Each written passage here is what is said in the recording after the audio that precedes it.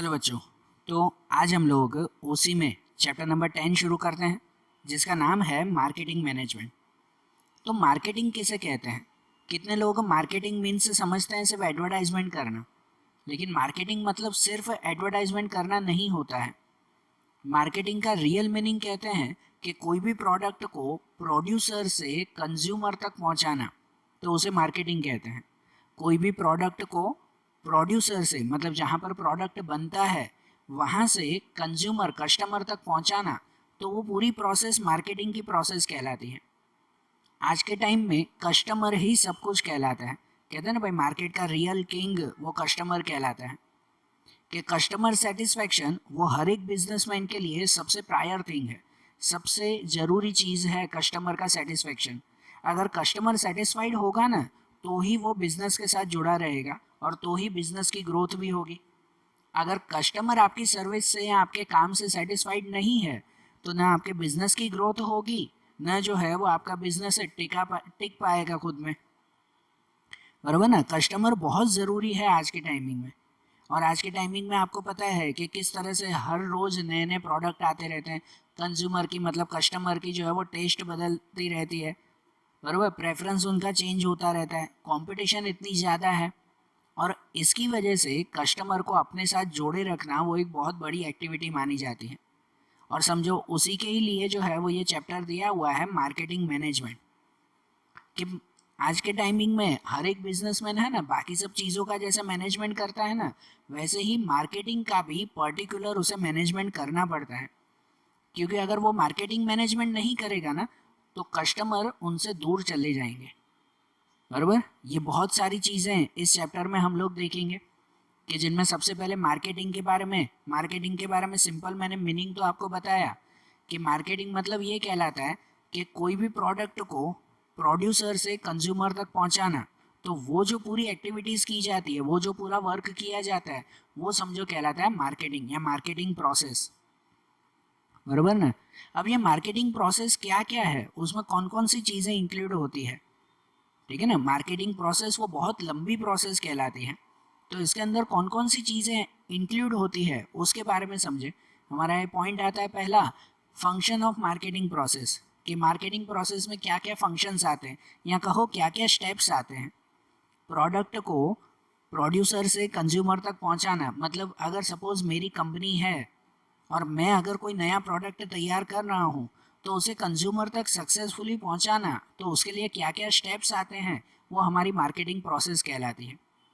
तो इनके ये स्टेप समझे ना, कि जिनमें देखो सबसे पहला स्टेप आता है वो आता है मार्केटिंग रिसर्च। सबसे पहला स्टेप कौन सा? Marketing research. कि आज के टाइमिंग में सबसे पहले कोई भी प्रोडक्ट अगर आप मार्केट में या बाजार में रखने जाते हो ना, बाजार में रखने जाना मतलब लोगों तक पहुंचाना जाते हो ना, तो सबसे पहले आपको रिसर्च करना पड़ता है। रिसर्च किस चीज़ का? कि भाई आज के टाइमिंग में लोगों का टेस्ट और प्रेफरेंस क्या है, लोगों का फैशन क्या चल रहा है, लोगों की डिमांड क्या है, कंपटीशन बाहर कैसी है, लोग जो है वो कैसा प्राइस, कौन से प्राइस में चीज़ें ले रहे हैं। ये सब चीज़ों का पहले रिसर्च करना पड़ता है। और ये जब रिसर्च सक्सेसफुली हो तो ही फिर जो है वो आगे जा सकते हैं, नहीं तो नहीं। मतलब अगर सपोज मुझे अगर कोई नई पेन बनाकर मार्केट में रखनी है, तो मैं पेन बनाने से पहले भी जो है वो पहले रिसर्च करूँगा कि भाई मेरी कंपनी की नई पेन होगी जो मैं मार्केट में बेचना शुरू करूँगा, लेकिन उससे पहले रिसर्च करनी होगी कि लोग ज़्यादातर कैसी पेन खरीदना चाहते हैं। बराबर ना? कि लोगों को सस्ती पेनें पसंद है या महंगी, क्वालिटी कैसी होनी चाहिए। बराबर। कि भाई नॉर्मल जो है वो पॉइंट पेन पसंद है या तो फिर बॉल पॉइंट पेन पसंद है। कितनी सारी चीज़ें आती है, ये सब चीज़ों का रिसर्च करना पड़ता है ना। अगर बिना रिसर्च किए मैं कुछ भी पेन बनाकर और मार्केट में डाल दूंगा, तो कस्टमर को पसंद ही नहीं आएगा वो। सही बात कि नहीं? तो इसके लिए पहले रिसर्च करना ज़रूरी है। जब सक्सेसफुली रिसर्च हो जाए ना, कि जब नक्की हो जाए कि चलो ठीक है, मुझे जो है वो इस तरह की अब पेन बनानी है, वो सब चीज़ें नक्की हो गई, बाहर मार्केट में ऐसा प्राइस चल रहा है, भाई सपोज़ मार्केट में जो है वो 5 रुपये या 10 रुपये में अच्छी अच्छी पेन मिल जाती है, तो मुझे भी जो है वो ऐसी पेन बनानी होगी जिसका प्राइस 5 से 10 में हो। बराबर ना? ऐसी अच्छी क्वालिटी की बनानी होगी। ये सब चीज़ें मुझे सोचना पड़ेगा ना।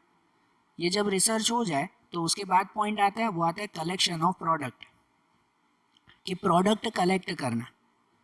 कि जनरली प्रोडक्शन के वक्त प्रोडक्ट कलेक्ट करना मतलब कहलाता है कि भाई जो है वो रॉ मटेरियल जमा करना। अब कोई तैयार पेन तो होगी नहीं, मैं प्रोडक्शन कर रहा हूँ इसका मतलब ये तो नहीं कि मैं बाहर से तैयार पेन ला कर और बस उसे बेच दूंगा, ऐसा थोड़ी। अपना प्रोडक्शन करना है, अपनी जो है वो चीज़ बनानी है। मैं पेन का ही एग्जांपल शुरू कर रहा हूँ, उसे ही कंटिन्यू कर रहा हूँ। तो भाई अपनी पेन अगर तैयार करनी है तो उसके लिए पेन में कैसा प्लास्टिक यूज़ होगा, जो आगे का पॉइंट होगा तो वो स्टील का होगा या और कोई मटेरियल का होगा, तो वो मटेरियल कौन सा, बराबर ना। आगे जो पॉइंट लगाना है वो, जो अंदर इंक भरनी है उस इंक में कौन सी क्वालिटी होगी, भाई ऐसी क्वालिटी के इंक ज़्यादा फ्लो भी ना हो, लिखते वक्त जो है वो उनको अच्छी तरह से, जो लिखने वाले वो अच्छी तरह से उसे लिख सके, बराबर। तो कौन सी तरह की इंक में रखूँगा, उस पेन का ढक्कन कैसा होगा, ये सब चीज़ें उनके लिए जो जो रॉ मटेरियल चाहिए वो सब प्रोडक्ट, वो सब रॉ मटेरियल में कलेक्ट करूँगा ना, बराबर ना। कि कलेक्शन ऑफ प्रोडक्ट। और देखो ये जो रॉ मटेरियल चाहिए होते हैं वो रॉ मटेरियल भी हर एक जगह पर सेम टाइम पर सेम जगह पर नहीं मिल पाते, अलग अलग जगह से मंगवाने पड़ते हैं। ज़रूरी नहीं है कि हर चीज़ के रॉ मटेरियल एक ही जगह मिल जाए। कि सपोज़ अगर प्लास्टिक चाहिए तो चलो प्लास्टिक कोई दूसरे शहर से मंगवाना पड़ेगा, पॉइंट के लिए जो चाहिए तो वो पॉइंट जो है वो कोई दूसरे शहर से मंगवाना पड़ेगा, इंक कोई दूसरी सिटी से आएगी, तो वो सब कलेक्ट करना पड़ेगा ना। ये तो मैंने पेन का एग्जांपल दिया। और अगर और कोई एग्जांपल हो तो उसके लिए पता है क्या कहते हैं कि भाई उनके प्रोडक्ट कितनी बार, उनका रॉ मटेरियल वो तो सीजनली तैयार होता है, रॉ मटेरियल कितनी बार सीजनली तैयार होता है। और वो सीजनली तैयार होता है तो पूरे सीज़न, उस सीज़न में पूरे साल का जो है वो स्टॉक जमा करना पड़ता है। जैसे अगर चलो पेन नहीं, एक खाली अलग एग्जांपल कि मुझे अगर कॉटन क्लोथ तैयार करना है और कॉटन खाली सिर्फ और सिर्फ जो है वो बारिश के मौसम में अगर तैयार हो, जस्ट एग्जांपल कि अगर कॉटन सिर्फ बारिश के मौसम में तैयार होता हो तो क्या करना पड़े, मुझे पता है कि बारिश के मौसम में पूरे साल का कॉटन मुझे जमा करके रखना पड़ेगा। नहीं तो फिर गर्मी या ठंडी के मौसम में कॉटन मिलेगा ही नहीं, तो उस टाइम क्या मैं बिजनेस बंद करके बैठा रहूँगा, खाली 4 महीने बिजनेस करूँ, नहीं ना। उस वक्त तो मुझे प्रोडक्ट पूरे साल का एक साथ जमा करना पड़ेगा ना। तो इसी वजह से दूसरा आता है कलेक्शन ऑफ प्रोडक्ट। जब प्रोडक्ट कलेक्ट हो जाए तो फिर नंबर 3 आता है, वो आता है transformation of raw material into consumable product. फिर उस रॉ मटेरियल को कंज्यूमेबल प्रोडक्ट तैयार करना, कंज्यूमेबल मतलब यूज़ करने लायक, फिनिश गुड्स जिसे कहते हैं, कि उसकी फिनिश गुड्स से तैयार करना। मतलब अब फिर से वही पेन का एग्जांपल जो दे रहा था कि मैं प्लास्टिक लेके आया, इंक लेके आया, स्टील लेके आया वगैरह, जो भी सब चीज़ें चाहिए थी वो सब लेके आया। अब उसमें से पर्टिकुलर पेन तैयार करना, बराबर ना। उसके लिए कौन सी मशीनरी चाहिए होगी, किस में तैयार होगा, कितनी बड़ी फैक्ट्री चाहिए, ये पूरी प्रोसेस इसमें आ जाती है ना, कि वो पर्टिकुलर पेन तैयार हो गई। उसके बाद का पॉइंट आता है, वो आता है स्टैंडर्डाइजेशन एंड ग्रेडेशन। फिर स्टैंडर्डाइजेशन और ग्रेडेशन आता है। इसका मतलब ये कि अब अगर मैंने ये पेन तैयार कर ली ना, तो उसके ऊपर जो है वो पर्टिकुलर गवर्नमेंट का रजिस्ट्रेशन करवाना, उसे स्टैंडर्डाइजेशन एंड ग्रेडेशन कहते हैं। आप लोगों को ये ध्यान होगा कि भाई सरकार जो है वो हर एक चीज़ के ऊपर पर्टिकुलर अपने सिम्बॉल्स लगाती है, बराबर। जैसे आपको पता है ना, कोई गोल्ड की चीज़ें अगर आप खरीदने जाते हो तो उसके ऊपर एक पर्टिकुलर हॉलमार्क का सिंबल होता है। आप वेजिटेरियन चीज़ें खरीदते हो तो उसके ऊपर वो ग्रीन कलर का सिंबल, नॉन वेज हो तो उसके ऊपर वो अलग सिंबल। वुल का प्रोडक्ट अगर खरीदते हो, नहीं स्वेटर्स वगैरह, तो उसके ऊपर वो वुल मार्क होता है। एग्रीकल्चर का प्रोडक्ट तो उसमें एग्रो मार्क होता है कि नहीं। ये सब मार्क लगता है ना। इसे ही स्टैंडर्डाइजेशन और ग्रेडेशन कहते हैं, ग्रेड देना, कि आपकी जो भी प्रोडक्ट है, आपका जो भी प्रोडक्ट है, गवर्नमेंट उसे चेक करके ग्रेड देती है कि भाई ये कितनी हद तक यूज़ करने लायक है, उसे ग्रेड देती है। तो ये ग्रेड देना, ग्रेडेशन करवाना और स्टैंडर्डाइजेशन करवाना। अगर मैंने पेन तैयार की तो अब गवर्नमेंट से मैं उसका स्टैंडर्डाइजेशन करवाऊंगा कि हाँ भाई ये एक लीगल पेन है। क्योंकि पता है ये जब स्टैंडर्डाइजेशन या ग्रेडेशन करवाते हैं ना, तो कस्टमर को उसके ऊपर विश्वास बैठता है। आप इलेक्ट्रॉनिक चीज़ें खरीदते हो तो उसके ऊपर आईएसआई का मार्क अगर देखते हो तो पहले ही टाइम में मन में विश्वास बैठ जाता है, नहीं यार ये लीगल चीज़ है, बराबर ना, ये अच्छी है, सर्टिफाइड है। तो वो चीज़ें खरीदने में आप ज़्यादा सोचते नहीं हो। लेकिन जो डुप्लीकेट हो, जिसके ऊपर कोई सिंबल नहीं, कोई गवर्नमेंट का रजिस्ट्रेशन नहीं, कुछ जो है वो नाम पता नहीं, तो ऐसी चीज़ खरीदने से पहले आप 100 बार सोचोगे कि क्या पता ये लेके जाऊँ और घर जाके ही ख़राब हो जाए तो। सही बात कि नहीं। तो इसलिए जब प्रोडक्ट तैयार हो जाए ना तो उसका स्टैंडर्डाइजेशन एंड ग्रेडेशन करवाना पड़ता है कि जिससे लोग इजीली आपके प्रोडक्ट के ऊपर ट्रस्ट रखें, विश्वास कर सकें। जब वो हो जाए तो उसके बाद लेबलिंग ऑफ द प्रोडक्ट, फिर उसका लेबल करना कि कोई भी प्रोडक्ट अगर तैयार करते हैं तो उसके ऊपर पर्टिकुलर लेबल लगाया जाता है कि जैसे अगर मैंने पेन तैयार की तो पेन के ऊपर लेबल लगाऊंगा ना। आप लोग भी देखते होंगे कि आपके पास जो भी पेन होगी उस पेन के ऊपर पर्टिकुलर नाम लिखे हुए होंगे, उस कंपनी का नाम लिखा हुआ होगा, कुछ डिज़ाइन बनी गई होगी या फिर कोई सिंबल लिखा हुआ होगा, कोई पर्टिकुलर नंबर होगा, कुछ भी हो। तो इसे जो है वो लेबलिंग कहते हैं। लेबलिंग क्या होता है? तो लेबलिंग की वजह से दो चीज़ें एक तो काम आती है लेबलिंग से, कि एक तो आपका प्रोडक्ट जो है वो इजीली पहचान में आ जाता है, बराबर ना, उसी लेबल से आपका प्रोडक्ट इजीली पहचान में आ जाता है। कस्टमर जो है वो कौन सा डुप्लीकेट प्रोडक्ट है और कौन सा ओरिजिनल प्रोडक्ट है इसको आसानी से पहचान लेते हैं, बराबर। और दूसरा कि आपकी जो है वो इनडायरेक्ट एडवर्टाइजमेंट भी हो जाती है उसकी, कि लेबल से ही लोग आपको पहचानने लगेंगे तो वो इनडायरेक्टली आपकी एडवर्टाइजमेंट हो जाती है। अब ये मैंने पेन का एग्जांपल दिया, लेबल में सबसे अच्छा एग्जांपल आता है मोबाइल का। आप कोई भी मोबाइल खरीदते हो तो पता उसके ऊपर पर्टिकुलर लेबल्स ही होते हैं, कि जैसे आईफोन खरीदते हो सबको पता है पीछे जो है वो लेबल, वो एप्पल का जो है वो सिंबल आता है। तो ये लेबल हुआ ना, उससे पता चल जाता है ना कि हाँ भाई ये मोबाइल जो है वो आईफोन का है, बराबर ना। ये पहचान ही हो जाती है, अलग ही लग जाता है वो, कि आपके 10 जो है वो मोबाइल सामने पड़े हुए हो और उनमें से अगर आपको पहचानना हो आईफोन कौन सा है, कितनी इजीली पहचान सकते हैं? मुश्किल होगी कि उस 10 अलग अलग मोबाइल में से आईफोन कौन सा है ये पहचानने के लिए? बिल्कुल भी नहीं होगी। क्यों? उसके लेबल की वजह से। लेबल में कुछ भी लिख सकता है ना, कोई कंपनी का नाम लिखता है, बराबर। जैसे पार्ले कंपनी है तो पता है पार्ले कंपनी में हर एक उसका प्रोडक्ट होता है ना, उसके ऊपर रेड कलर के सर्कल में पार्ले लिखा हुआ होता है, तो उसे पहचान ही जाते हैं। कैडबरी है तो कैडबरी में इमेजिन करो ना, वो कैडबरी आप लोगों ने देखा ही होगा, कैडबरी का वो वाइट एंड ब्लू कलर का सिंबल आता है। तो ये सब लेबलिंग कहते हैं कि भाई इसकी वजह से आपके प्रोडक्ट की पहचान हो जाती है अलग से। तो लेबलिंग जब हो जाए अच्छी तरह से तो उसके बाद होता है प्राइस डिटर्मिनेशन। अब जैसे वही एग्जांपल फिर से कंटिन्यू करें कि अगर मैं पेन बना रहा हूँ, लेबल भी हो गया उसके ऊपर, तो अब उसका प्राइस नक्की करूँगा कि अब प्राइस कौन सा रखें। प्राइस नक्की करना वो बहुत ही इंपॉर्टेंट प्रोसेस कहलाती है। मतलब कि भाई जो है वो इस तरह का प्राइस नक्की करना कि जिससे मुझे भी सेटिस्फेक्शन मिले कि चलो मुझे भी अच्छा खासा प्रॉफिट मिल रहा है, और सामने कंज्यूमर भी सेटिस्फाइड हो कि चलो मुझे जो है वो सस्ते में चीज़ें मिल रही हैं। सही बात है ना। प्राइस नक्की करते वक्त हर चीज़ का ध्यान रखा जाता है कि प्रोडक्शन कॉस्ट कौन सा हुआ, मैंने पेन बनाई तो उस पेन बनाने का खर्चा कितना, पैकिंग का खर्चा कितना, उसके ऊपर इंश्योरेंस, उसकी एडवर्टाइजमेंट का खर्चा होगा, दूसरी चीज़ों का खर्चा लगेगा। तो ये सभी खर्चा मिलाकर फिर मैं नक्की करूँगा कि उसका प्राइस कितने का होगा, और उस प्राइस के हिसाब से फिर मैं बाहर मार्केट में बेचूंगा, बराबर ना। और अगर प्राइस मैंने ज़्यादा रख लिया तो कस्टमर खरीदेंगे ही नहीं। कस्टमर को नहीं पड़ी होती कि आपका प्रोडक्ट कितने में बन रहा है या आपको कितने में वो प्रोडक्ट मिलेगा, ऐसा कुछ भी नहीं। कस्टमर को खाली यही पड़ी होती है कि भाई मुझे ये प्रोडक्ट कितने में है, मुझे सस्ता लग रहा है तो मैं खरीदूंगा, नहीं तो नहीं खरीदूंगा। सही बात है ना। तो इसीलिए प्राइस ऐसे नक्की करते हैं ना कि जिससे सबसे पहले तो कस्टमर सेटिस्फाइड हो, उसके बाद हमें भी अच्छा खासा प्रॉफिट मिल सके, बराबर है कि नहीं। अब आप लोगों को ये ध्यान है कि भाई कोई कोई प्रोडक्ट होते हैं जो इतने महंगे भी होते हैं तो भी कस्टमर खरीदते हैं ना, वो उसकी क्वालिटी की वजह से। जबकि कोई कोई प्रोडक्ट ऐसे होते हैं जो एकदम सस्ते होते हैं तो भी प्रोडक्ट खरीदते हैं वो उसकी नीड की वजह से। तो प्राइस नक्की करते वक्त उसकी क्वालिटी, उसकी डिमांड, उसकी नीड, ये सब भी एक तरफ ध्यान दिया जाता है, बराबर।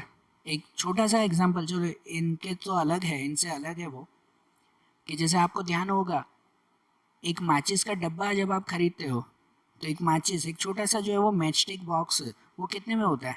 50 पैसे या 1 रुपये में, 50 पैसे में ही मिल जाता है वो। तो आज भी उसका प्रोडक्ट का प्राइस जो है वो 50 पैसे ही है। तो जस्ट इमेजिन करो कि जो माचिस बनाने वाली कंपनी होगी उसे वो प्रोडक्ट कितने में पड़ता होगा, कि वो प्रॉफिट के साथ हमें खाली 50 पैसे में या 1 रुपये में बेच रहे हैं। तो उन्हें वो प्रोडक्ट कितने में पड़ता होगा? फ्री में तो होगा नहीं, ऐसे मत सोचना फ्री में पड़ता होगा, फ्री में तो होगा नहीं, उनका भी कुछ तो खर्चा होता होगा ना। उसके बाद वो हमें 50 पैसे में बेचते हैं। तो सोचो कि वो उनका भी कंपनी का खर्चा, फैक्ट्री का खर्चा, बराबर, इलेक्ट्रिसिटी का खर्चा या दूसरा खर्चा, मशीन का खर्चा, सब खर्चा काट के भी वो हमें खाली 1 रुपये में वो चीज़ दे देते हैं। तो भी वो प्रॉफिट कमाते होंगे ना, माचिस बनाने वाली कंपनी भी तो प्रॉफिट कमाती होगी ना, कि लॉस में तो वो नहीं बेच रहे हैं ना माचिस। समझ रहे हो ना? तो प्राइस ऐसे नक्की करता है ना कि जिससे कस्टमर भी खुश हो। माचिस का डब्बा खरीदते वक्त कोई कस्टमर सोचता नहीं है कि भाई ये 1 रुपया तो मुझे महंगा पड़ गया, बराबर, वो नहीं सोचेगा। तो कस्टमर भी चुपचाप खरीद लेता है वो, और जिससे कंपनी को भी अच्छा खासा प्रॉफिट मिल जाता है। ऐसा प्राइस होना चाहिए। जब प्राइस नक्की हो जाए तो फिर आता है पैकिंग द प्रोडक्ट, कि भाई उस प्रोडक्ट की पैकिंग कैसे करें। अब फिर वही एग्जांपल अगर मैं पहले समझाऊं कि जैसे अगर मैंने पेन तैयार कर ली, लेबल कर लिया, पेन के ऊपर लेबल भी लिख लिया अपना, प्राइस भी नक्की कर लिया, अब उसकी पैकिंग, कि ये पेन मैं लोगों तक कैसे पहुंचाऊंगा, कि भाई छुट्टा की देना है ये पेन, है ना, कि भाई छुट्टा की दूँ तो चलेगा, कि भाई कोई जो है वो पॉलीथीन में पैक करके दूँ। आप लोगों को ध्यान होगा, आप जब पेन खरीदने जाते हो तो अलग अलग वे में आपको पेन मिलती है। कोई छुट्टक भी मिल जाती है 2-2 रुपए वाली पेन, कोई 5-10 रुपए वाली अच्छी खासी पॉलीथीन की पैकिंग में मिलती है, पॉलीथीन में पैक होती है, कि भाई बॉक्स में पैक करके दूँ, है ना। या तो फिर वो प्लास्टिक के बॉक्स आते हैं, ना प्लास्टिक की, थोड़ी महंगी हो तो प्लास्टिक के बॉक्स भी आते हैं। तो वो पैकिंग कैसे करनी है वो डिसाइड करो ना। पैकिंग भी बहुत इंपॉर्टेंट पार्ट है, क्योंकि पैकिंग की वजह से भी एक तो आपके प्रोडक्ट की पहचान हो जाती है, जैसे लेबलिंग ज़रूरी है वैसे ही पैकिंग भी ज़रूरी है। दूसरा, आपका प्रोडक्ट जो है वो सेफ रहता है, बराबर। कितने बार तो आप क्या कह सकते हैं, पैकिंग वो एक एडवर्टाइजमेंट का बहुत बड़ा हिस्सा बन चुका है, कि कस्टमर को अट्रैक्ट करने के लिए कितनी बार बहुत बड़ा खर्चा खाली पैकिंग के ऊपर किया जाता है, बरोबर। बहुत सारे प्रोडक्ट में कितने बार खाली कस्टमर को अट्रैक्ट करने के लिए पैकिंग ऐसी की जाती है ना कि कस्टमर सीधा अट्रैक्ट हो जाए और वो चीज़ खरीद ले, उसकी पैकिंग इतनी अच्छी होती है, बरोबर। तो पैकिंग भी तो ज़रूरी है ना। आप लोगों को ध्यान होगा कि भाई अगर आप कोई मॉल में या कहीं पर कपड़े खरीदने जाते हो ना, तो एक जगह पर जो छुट्टक में कपड़े पड़े हुए होंगे ना, तो शायद उसके ऊपर इतना ध्यान नहीं जाएगा, लेकिन अच्छी तरह से पैक करके सजा के जहाँ पर कपड़े रखे हुए हो सीधा ध्यान जाता है उसके ऊपर, बरोबर ना। पैकिंग जो है वो ज़रूरी है ना, बरोबर। कोई नॉर्मल खाली पॉलीथीन में पैक करके दे, इसकी जगह पर अच्छी तरह से बॉक्स में पैक करके सजा दजा के आपको दे दे पैक करके, तो प्रोडक्ट वही है, लेकिन फिर भी आप क्या खरीदोगे पता है, जो एकदम सजा दजा होगा वो। ये पैकिंग का कमाल है। और एक छोटा सा एग्जांपल दूँ आपको, जो प्रेजेंट टाइम में ऐसा चल रहा है, भाई हमारे आसपास भी ऐसा देखा है बहुत। पता है, खाने के लिए केक आते हैं, केक, जो बर्थडे केक आप लोग खरीदते हो। अब नॉर्मल बर्थडे केक आते हैं, आजकल जो है वो बर्थडे केक वो ग्लास जार में मिलते हैं, ग्लास की बर्नियों में जो है वो बर्थडे के केक भर के देते हैं। अब कांच की बर्नी में केक भरने का कोई लॉजिक नहीं है, लेकिन फिर भी ये एक स्पेशल पैकिंग हो गई कि लोग जो है वो पैकिंग देखकर चीज़ खरीद लेते हैं। अब वही जो है वो 10-20 रुपए का केक है, लेकिन जब वो बर्नी में पैक करके देते हैं ना, है ना, ग्लास के जार में पैक करके देते हैं ना उसे, तो वही केक 50 रुपए का हो जाता है, और लोग खुशी से खरीद भी लेते हैं कि चलो इतना अच्छा केक है, बराबर। सोचो, ये पैकिंग का कमाल है ना। तो इसीलिए पैकिंग वो बहुत ज़रूरी पार्ट है मार्केटिंग का, कि पैकिंग की वजह से लोग अट्रैक्ट होते हैं, आपके प्रोडक्ट की अलग पहचान बनती है, लोग जो है वो जल्दी से आपका प्रोडक्ट खरीद लेते हैं। जब पैकिंग हो जाए तो उसके बाद सोचा जाता है वो होता है स्टोरेज ऑफ प्रोडक्ट। देखो, ये चीज़ सही बात है कि जब आप प्रोडक्ट तैयार करते हो तो सभी प्रोडक्ट ऑन द स्पॉट बिक जाते नहीं हैं, उसका स्टोर करना बहुत ज़रूरी है, बराबर ना। ऑन द स्पॉट आपके प्रोडक्ट नहीं बिकते, उसको स्टोर भी तो करना पड़ता है ना। कितनी बार कोई कोई प्रोडक्ट होते हैं जो फिर सीजन वाइज बिकते हैं, कोई कोई प्रोडक्ट ऐसे होते हैं कि चलो अभी मंदी चल रही है अभी नहीं बेचूंगा, जब तेजी आएगी तब बेचूंगा, तो उसको स्टोर करके रखना होता है। तो उसको स्टोर भी ऐसे करें कि जैसे जो है वो उसकी क्वालिटी ख़राब ना हो, बराबर ना, उसकी क्वालिटी ख़राब ना हो, इस तरह से वो स्टोर किए जाते हैं कि जिससे वो लॉन्ग टाइम तक मेंटेन रहें, लॉन्ग टाइम तक चले रहें। ऐसे प्रोडक्ट रखने पड़ते हैं ना फिर, बराबर। तो स्टोरेज ऑफ प्रोडक्ट हो जाए तो उसके बाद आता है ट्रांसपोर्ट सर्विस, कि ट्रांसपोर्ट करना। ट्रांसपोर्ट सर्विस इस तरह से करना कि जिससे जो है वो आपका प्रोडक्ट हर जगह पर पर्टिकुलर पहुंच सके, और दूसरा कि रॉ मटेरियल भी आपके पास तक पहुंच सके, तो उसके लिए ट्रांसपोर्ट सर्विस ज़रूरी है ना। देखो बिजनेस में ऐसा तो है नहीं कि आपने एक बार प्रोडक्शन किया तो बस हो गया, उसके बाद कभी प्रोडक्शन करेंगे ही नहीं। प्रोडक्शन तो कंटिन्यूस प्रोसेस है कि नहीं। अगर मैं पेन बना रहा हूँ तो मुझे कंटिन्यूसली रोज पेन बनाते रहनी है ना, तो उसके लिए मुझे रोज रॉ मटेरियल भी चाहिए। बराबर, तो शायद मैंने अगर एक महीने का रॉ मटेरियल मंगवा के रखा है तो दूसरे महीने फिर से रॉ मटेरियल चाहिए। तो उसके लिए मैं एक ट्रांसपोर्ट सर्विस जो है वो फिक्स करके रखूँगा कि नहीं, कि चलो हर महीने मुझे रॉ मटेरियल मंगवाना है तो हर महीने इसी ट्रक के थ्रू या इसी ट्रांसपोर्ट सर्विस के थ्रू मैं रॉ मटेरियल मंगवाता रहूँगा। बराबर ना, तो ये ट्रांसपोर्ट सर्विस फिक्स करना। उसके बाद take insurance of the product. आज के टाइम में पता है कि प्रोडक्ट के ऊपर रिस्क बहुत ज़्यादा है, कि अगर सपोज़ मैं यहाँ सूरत में अपनी कंपनी में कोई पेन बना रहा हूँ और मुझे पूरी इंडिया में पेन बेचनी है, तो मैं पूरी इंडिया तक वो पेन पहुँचाऊँगा, ट्रांसपोर्ट के थ्रू ही पहुँचाऊँगा ना। थोड़ी जो है वो रेलवे के थ्रू, थोड़ी जो है वो ट्रांसपोर्ट में ट्रक के थ्रू, थोड़ा प्लेन के थ्रू, किसी के भी थ्रू। तो रास्ते में रिस्क कितना सारा होता है, कि क्या पता रास्ते में जो है वो सामान चोरी हो जाए, आग लग जाए उसमें, बराबर ना, या एक्सीडेंट हो जाए, पूरा जो है वो ख़राब हो जाए उसमें। बराबर, ऐसे कितने सारे रिस्क रहते हैं। तो उस रिस्क से बचने के लिए क्या करना होता है, इंश्योरेंस ले लेना होता है। कि अगर इंश्योरेंस होगा तो एक तरह से सेफ्टी होगी, रिस्क से तो नहीं बच पाएंगे उसमें, लेकिन दूसरी एक सेफ्टी होगी कि चलो हमारा लॉस नहीं होगा कम से कम।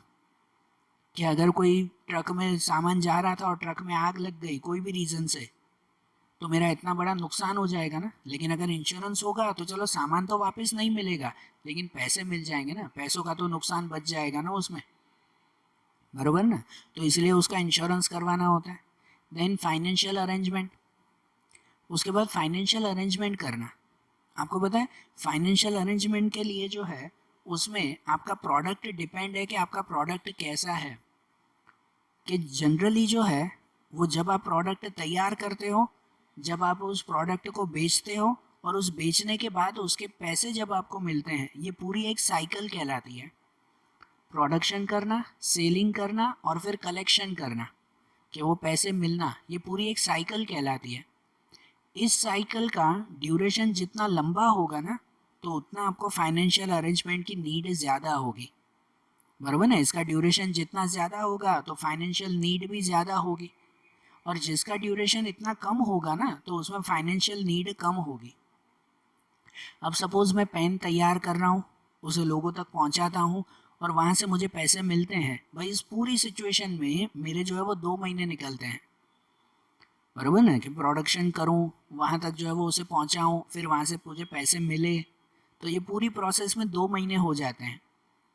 तो 2 महीने तक मेरा दूसरा कामकाज नहीं चलेगा, 2 महीने तक लाइट बिल नहीं भरना होगा, रेंट नहीं भरना होगा, 2 महीने तक सैलरी नहीं देनी होगी, मशीन का खर्चा नहीं उठाना होगा, ये सब करना पड़ेगा कि नहीं। तो उसके लिए मुझे अलग से पैसे जो है वो बना के रखने पड़ेंगे ना।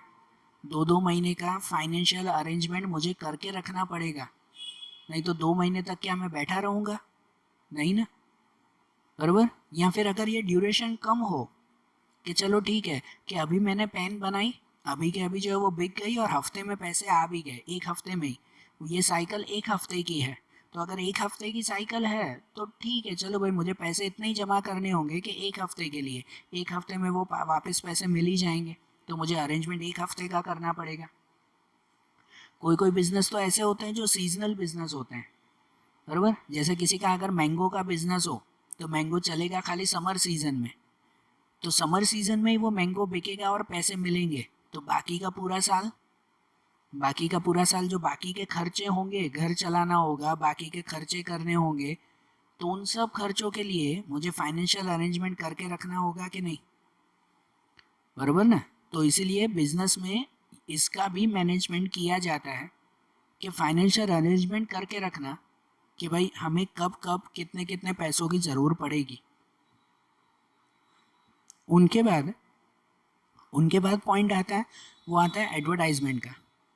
फिर एडवर्टाइजमेंट करना, मार्केटिंग मैनेजमेंट में भी ये भी पॉइंट आता है एडवर्टाइजमेंट का, कि एडवर्टाइजमेंट वो जो है वो प्रोडक्ट के लिए ज़रूरी है, क्योंकि एडवर्टाइजमेंट से जो है वो आपका प्रोडक्ट लोगों के माइंड में आएगा और लोग जो है वो आपका प्रोडक्ट इजीली खरीद पाएंगे। बराबर ना, कि एडवर्टाइजमेंट के बारे में आपको ये ध्यान होगा कि आप लोग भी जिस चीज़ की ज़्यादा एडवर्टाइजमेंट देखते हो ना, जनरली वही चीज़ पहले खरीदते हो। आप कोई शॉप में गए, वहाँ पर जो है वो अगर सपोज़ कोई एक छोटा सा शैम्पू लेने भी गए हो वहाँ पर, और वहाँ पर कुछ 10 टाइप के शैम्पू पड़े हैं, तो आपकी पहली नज़र पता है कहाँ पे जाएगी? जिस चीज़ की आपने एडवर्टाइजमेंट देखी होगी। तो चलो हेड एंड शोल्डर की एडवर्टाइजमेंट देखी है तो वहाँ हेड एंड शोल्डर पड़ा होगा ना, पहली नज़र वहाँ जाएगी। हाँ हाँ, इसकी तो मैंने टीवी पर देखा था, है कि नहीं? तो ये एडवर्टाइजमेंट लोगों के माइंड पे इफ़ेक्ट करती है। एडवर्टाइजमेंट जितनी अच्छी होगी, जितनी इफ़ेक्टिव होगी, उतना जो है वो प्रोडक्ट के लिए बेनिफिशियल रहता है, बराबर? तो इसलिए एडवर्टाइजमेंट करना ज़रूरी है। उसके बाद आता है sales and distribution system. Sales और डिस्ट्रीब्यूशन सिस्टम, इसके बारे में तो आगे भी पूरा एक पॉइंट है कि जिसमें ये ध्यान रखना होता है कि जब भी आप कोई प्रोडक्ट बना रहे हो ना, तो वो प्रोडक्ट जो है वो कंटिन्यूसली हर एक जगह पर जो है वो पहुंचते रहना चाहिए। हर एक जगह पर वो कंटिन्यूसली पहुंचते रहना चाहिए। तो उसे सेल्स एंड डिस्ट्रीब्यूशन सिस्टम कहते हैं। कि सपोज़ अगर कोई कस्टमर आपके साथ जुड़ते हैं तो वो यही इच्छा रखते हैं ना कि उन्हें वो प्रोडक्ट कंटिन्यूसली मिलता रहे। अब एक एग्जांपल कि मैंने अगर एक पेन बनाई है, जो मेरा पेन का प्रोडक्शन है, और मैंने पूरे गुजरात में, पहले गुजरात लेवल पे चलते हैं, कि पूरे गुजरात में मैंने वो पेन पहुंचा दी हर एक दुकान पे, बराबर ना? अब सबको वो पेन अच्छी भी लगी। अब जिसको पेन अच्छी लगी वो एक हफ्ते बाद वापस लेने आया कि भाई वो पेन ख़त्म हो गई, दूसरी पेन लाओ, बराबर? और तब उसको ये सुनने को मिला, उस शॉप वाले ने उसको ये कहा कि भाई वो पेन तो आना बंद हो गई, या वो पेन तो अभी नहीं आएगी, अगले हफ्ते आएगी। तो जो कस्टमर होगा वो एक हफ्ता इंतज़ार करेगा मेरा कि यार चलो ना कंपनी का इंतज़ार करता हूँ, कंपनी अच्छी तरह से पेन बनाए फिर वही खरीदूंगा। करेगा इंतज़ार? नहीं करेगा ना। वो ऑन द स्पॉट जो है वो दूसरी पेन खरीद के अपना काम कर लेगा। और अगर उसने दूसरी पेन खरीद ली तो नुकसान किसका? नुकसान मेरा, कि मैंने टाइम पे पेन वहाँ क्यों नहीं पहुँचाई, मैंने पर्टिकुलर सेल या डिस्ट्रीब्यूशन सिस्टम क्यों नहीं अपनाया, बराबर? सेल्स और डिस्ट्रीब्यूशन सिस्टम वही कहते हैं कि आपका प्रोडक्ट हर किसी को टाइम टू टाइम मिलते रहना चाहिए। तो वही एक पर्टिकुलर डिस्ट्रीब्यूशन सिस्टम कहलाता है कि जिस दिन आपका प्रोडक्ट बाहर मिलना बंद हो जाएगा ना, तो लोग कोई परवाह नहीं करेंगे कि यार वो कंपनी का प्रोडक्ट क्यों बंद हो गया, वो ऑन द स्पॉट दूसरा प्रोडक्ट खरीद लेंगे। आज के टाइम में कंपटीशन इतनी है, इसकी वजह से सेल्स और डिस्ट्रीब्यूशन सिस्टम मार्केटिंग में बहुत ज़रूरी है। आप कभी बाहर जाते हो और कभी ये सुना है कि यार कोई दुकान पे पार्ले जी का पैकेट ख़त्म हो गया बिस्किट का? सुना है कभी? नहीं ना। कभी भी जाओ, कोई भी कोई भी एक छोटी से छोटी दुकान पे भी चले जाओगे ना, बराबर ना, तो वहाँ पे और कुछ नहीं, पार्ले जी का पैकेट तो मिलेगा ही। तो सोचो जो पार्ले कंपनी है, उसका सेल्स और डिस्ट्रीब्यूशन सिस्टम कितना मजबूत होगा कि वो टाइम टू टाइम छोटे छोटे गांवों में भी जो है अपने बिस्किट पहुंचा देती है। कि जब भी कोई कस्टमर मेरे बिस्किट खरीदने शॉप पे जाए ना, तो कोई भी शॉप पे वो खाली हाथ वापस न आए, बराबर ना? ये मैनेजमेंट कंपनी करती है, ये शॉपकीपर नहीं करते। ये मैनेजमेंट कंपनी करती है कि हर एक छोटी छोटी शॉप पे भी मेरा पार्ले जी का बिस्किट तो होना ही चाहिए। समझ आ रहा है ना? पार्ले जी के अलावा दूसरा जो है वो क्या कहते हैं, dairy milk, dairy milk chocolate. कोई भी शॉप पे जाओ, वही पार्ले जी की बिस्किट की तरह ही कोई भी शॉप पे जाओ, कोई छोटे से गांव में भी चले जाओगे ना, और वहाँ पे जाओगे ना, तो भी वो आपको डेयरी मिल्क का चॉकलेट दे देंगे कि ये लो 5 रुपए वाली डेयरी मिल्क। मिलेगा कि नहीं हर जगह पर? अब डेयरी मिल्क की असली कंपनी कहाँ पे है, कहाँ बनता है वो डेयरी मिल्क? डेयरी मिल्क की रियल कंपनी इंग्लैंड में है। वहाँ पे मेनली ये डेयरी मिल्क्स तैयार होते हैं, बराबर ना? हर तरह के डेयरी मिल्क तैयार होते हैं। तो जस्ट इमेजिन करो आप लोग कि डेयरी मिल्क जो इंग्लैंड में तैयार होता है, वहाँ से लेकर पूरे वर्ल्ड में, पूरे वर्ल्ड के हर एक शहर, हर एक कंट्री, हर एक शहर, हर एक गांव तक वो चीज़ें पहुंचाना, तो उनका डिस्ट्रीब्यूशन सिस्टम कितना मजबूत होगा, बराबर? और कभी कमी आई है? आप कोई शॉप पे गए और वहाँ पे ऐसे कहा कि यार डेयरी मिल्क ख़त्म हो गई ना, अगले हफ्ते आना, कंपनी ने भेजी नहीं है? ऐसा कभी सुना है कोई शॉप पे? नहीं ना। कंपनी इतना पर्टिकुलर परफेक्ट ये डिस्ट्रीब्यूशन सिस्टम रखती है कि हर जगह पर वो चीज़ें टाइम टू टाइम मिलती ही मिलती है। सही बात कि नहीं? तो अगर आपको भी अपना प्रोडक्ट कंटिन्यू रखना है ना, मार्केट में जो है वो कस्टमर के साथ जुड़े रखना है ना, तो उसके लिए सेल्स और डिस्ट्रीब्यूशन सिस्टम बनाना ज़रूरी है। एकदम पर्टिकुलर उसका भी मैनेजमेंट करना पड़ता है कि जिससे कंटिन्यूसली कस्टमर को आपका प्रोडक्ट मिलता रहे। उसके बाद आता है सेलिंग। फिर सेलिंग करना, सेल्स डिस्ट्रीब्यूशन सिस्टम के बाद सेलिंग करना, कि भाई सेलिंग में भी अलग अलग टाइप्स आते हैं कि सेलिंग आप कैसे करते हो। शॉप के थ्रू सेलिंग करते हो, ऑनलाइन सेलिंग करते हो, डोर टू डोर सेलिंग करते हो, जैसे वो सेल्समैन आते हैं ना और घर घर आकर जो है वो प्रोडक्ट बेच कर जाते हैं। तो ये सेलिंग की भी अलग अलग मेथड अपनाना कि जिससे जो है वो कस्टमर आपके साथ कनेक्ट हो। और फिर आता है आफ्टर सेल सर्विस। कोई भी प्रोड्यूसर ऐसा न समझे कि भाई एक बार जो है वो प्रोडक्ट बेच दिया तो कस्टमर कौन और मैं कौन, फिर ऐसे जो है वो अलग अलग हो जाएं, तो ऐसा नहीं होना चाहिए। हर एक कंपनी को, हर एक प्रोड्यूसर को आफ्टर सेल सर्विस के ऊपर भी उतना ही ध्यान देना चाहिए जितना प्रोडक्ट बनाते वक्त ध्यान देते हैं। कि आफ्टर सेल सर्विस में भी अगर कंपनी सही तरह से वर्क करती है ना तो ही कस्टमर उसके ऊपर विश्वास कर पाता है, नहीं तो नहीं कर पाता। बराबर ना। आफ्टर सेल सर्विस मतलब ये कहलाती है कि जैसे अगर कोई प्रोडक्ट की गारंटी और वारंटी हो तो उस पर ध्यान देना। बराबर ना। प्रोडक्ट का इंस्टॉलेशन करवाना होता है, प्रोडक्ट में कोई प्रॉब्लम हो तो उस प्रॉब्लम का सॉल्यूशन करवाना होता है। ये सब आफ्टर सेल सर्विसेज में आते हैं। कि अगर मैंने मोबाइल ख़रीदा है और वो मोबाइल ख़रीदते वक्त अगर उसमें 2 साल की या 1 साल की वारंटी आती है, तो अगर वो मोबाइल ख़राब हो जाए तो मैं कंपनी को जाके बोलूँगा ना, बोल सकता हूँ कि नहीं कंपनी को कि भाई जो है वो ये प्रोडक्ट ख़राब हो गया तो उसे बना के दो। और कंपनी अगर सही तरह से बना के दे तो हमें विश्वास होता है ना उसके ऊपर कि नहीं यार देखो वारंटी में था ना तो उसने अच्छी तरह से बना के दिया। और अगर कंपनी मुंह फेर ले और मना कर दे तो कि भाई हमें क्या लेना देना, आप जानो, वो ख़राब हो गया तो कोई उसके ऊपर विश्वास करेगा ही नहीं कि उसकी आफ्टर सेल सर्विस इतनी ख़राब है। वारंटी बोली थी फिर भी उसने वारंटी नहीं दी, तो कोई विश्वास करेगा उसके ऊपर? नहीं करेगा ना। तो इसलिए आफ्टर सेल सर्विसेज भी उतनी ही ज़रूरी होती है। बराबर आ रहा है ध्यान? तो देखो आज जैसे हमने ये पॉइंट्स देखे ना, मार्केटिंग मैनेजमेंट के बारे में समझा और मार्केटिंग प्रोसेस के ये सब पॉइंट्स देखे। तो अब ऐसे ही इनके जो दूसरे पॉइंट्स हैं, दूसरे जो आगे के टॉपिक्स हैं, वो अब हम लोग अगले वीडियोस में देखेंगे। Okay, thank you.